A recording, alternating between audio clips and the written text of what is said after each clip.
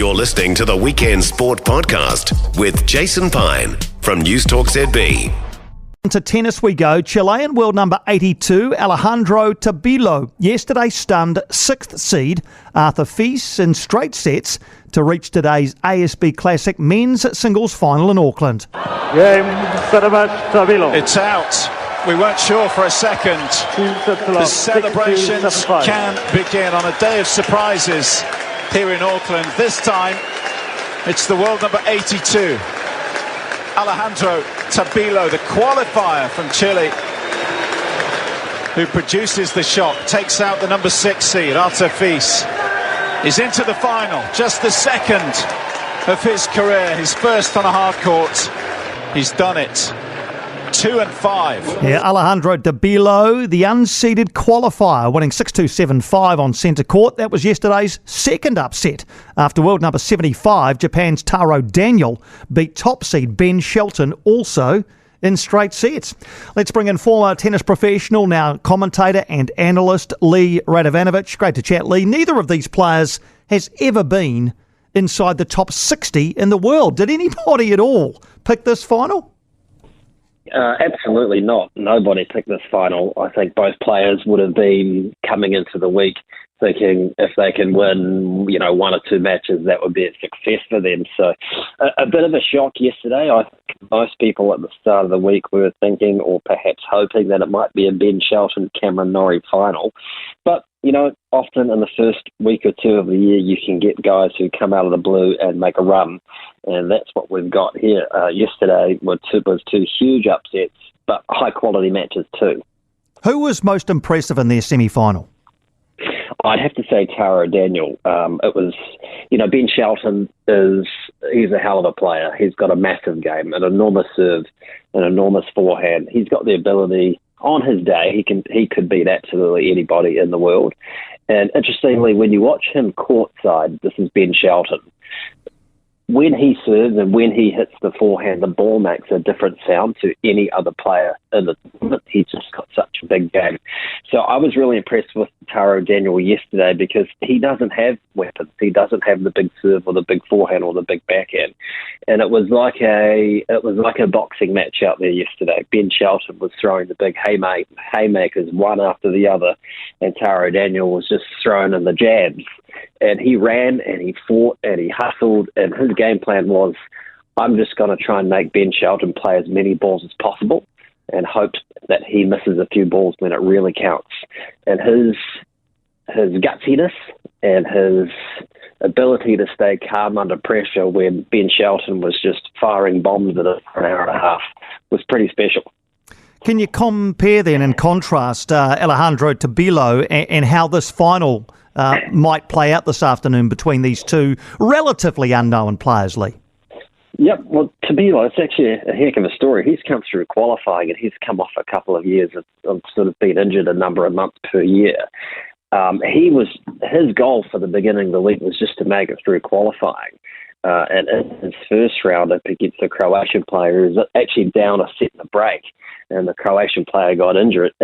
So he got a bit of a break there, but he came out yesterday. He's got a number of matches under his belt. He's match hardened, and he was actually all over Arthur Fils, who was, the 6th seed and number 36 of the world. He just came out and he was aggressive.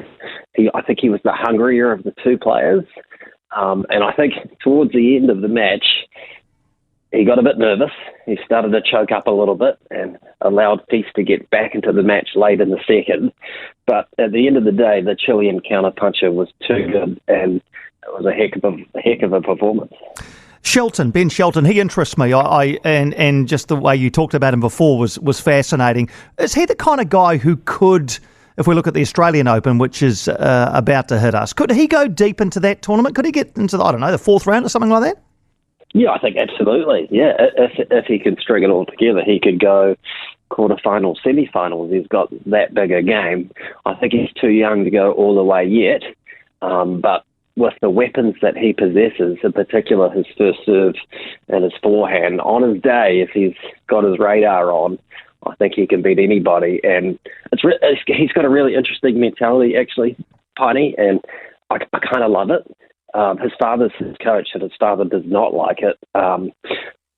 Match point down yesterday. Ben Shelton went for a huge first serve. I think the radar was about 235 Ks. So he's match point down, second serve. Most players would be looking to ensure they make that second serve to be in the point. He hit a 200 kilometre an hour second serve trying to hit an ace. So it's that mentality of risk and aggression. Kind of love it. Yeah, I love it too. I love that story. That's great. That's fearlessness and gutsiness. I can understand why his old man might not have been that happy with it, but I gotta admire the intent. Well, as you say, I guess a lot of people hope for a Shelton Norrie final. Cam Norrie obviously withdrawing through injury. How big a disappointment was that he couldn't participate any further?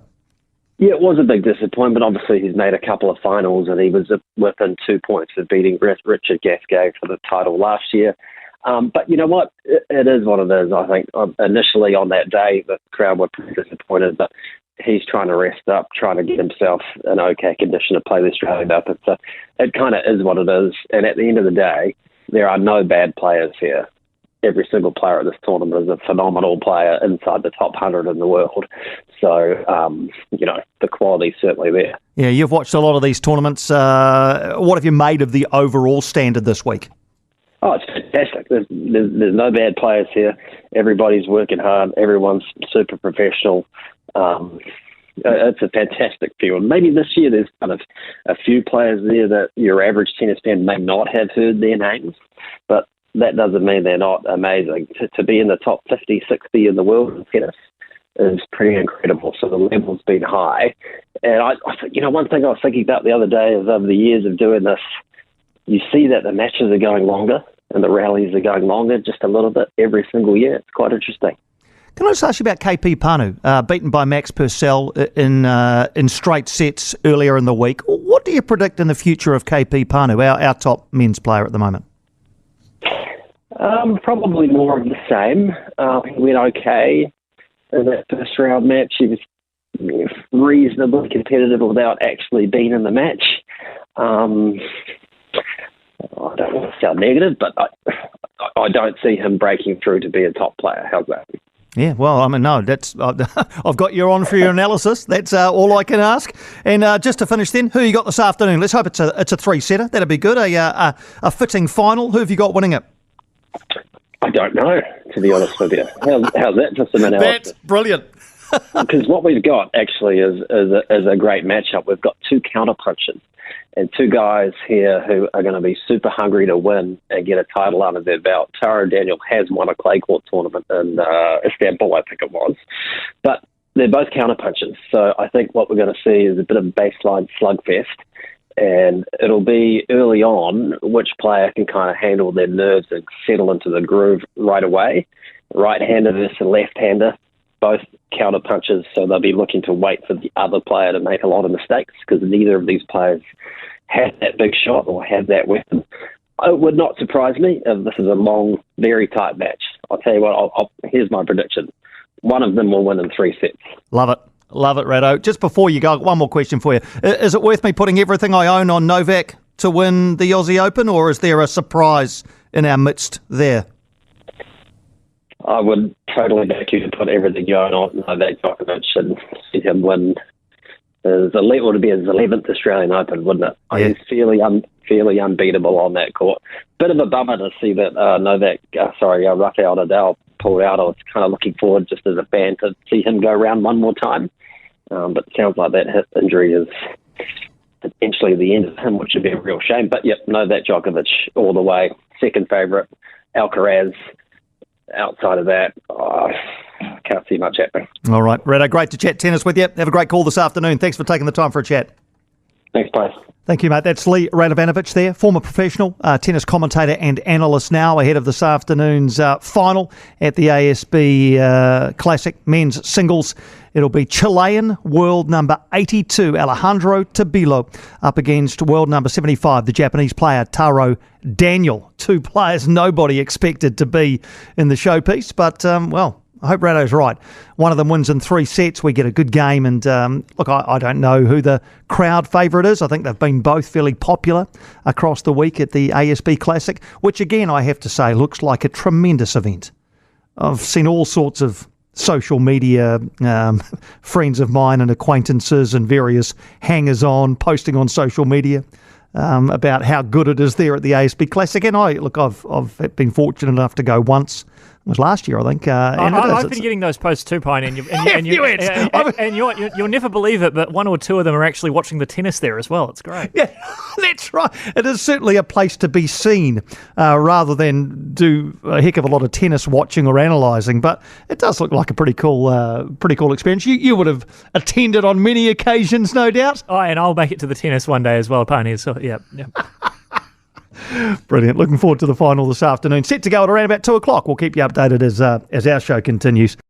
For more from Weekend Sport with Jason Pine, listen live to News Talk ZB weekends from midday or follow the podcast on iHeartRadio. This week on the Between Two Beers podcast, we're talking to former All White and All Birds co-founder Tim Brown about his challenging year in business, the realities of being a co-CEO of a billion-dollar company, and all the best stories from his journey from a Wellington flat to worldwide footwear industry leader.